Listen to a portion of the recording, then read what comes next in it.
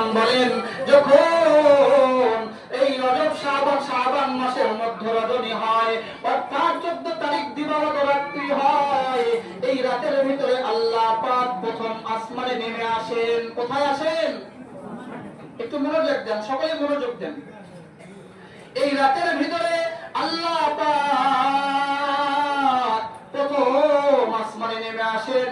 নেমে আসার পরে ডাক দিয়ে বলেন, আলা মিন মুস্তাগফিরিন ফাআগফির লা, আলা মিন মুস্তারজিকিন ফাআরযুক লা, আলা মিন মুবতালিন ফাউআফিয়া।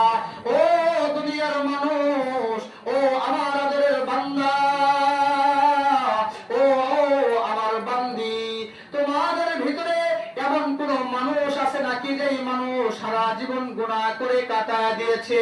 ওই মানুষ যদি আমি আল্লাহ পাকের কাছে তওবা করে, ওই মানুষ যদি আমি আল্লাহ পাকের কাছে ইস্তেগফার করে, ওই মানুষ যদি আমি আল্লাহ পাকের কাছে মাফ চাই, আমি আল্লাহ ওয়াদা করলাম ওই মানুষের জীবনের পিছনের সব গুনাহ খাতাগুলোকে মাফ করে দিব। সকলে বলেন সুবহানাল্লাহ।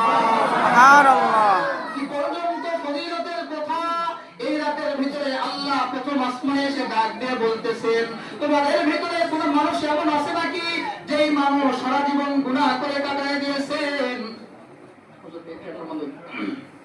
তোমাদের ভিতরে এমন কোন মানুষ আছে নাকি যেই মানুষ সারা জীবন গুনাহ করে কাটায় দিয়েছে? ওই মানুষ যদি আমি আল্লাহ পাকের কাছে তওবা করে, তাহলে আমি আল্লাহ ওই মানুষের জীবনের পিছনের সব গুনাহ খাতাগুলোকে মাফ করে দেব। সকলে বলেন সুবহানাল্লাহ।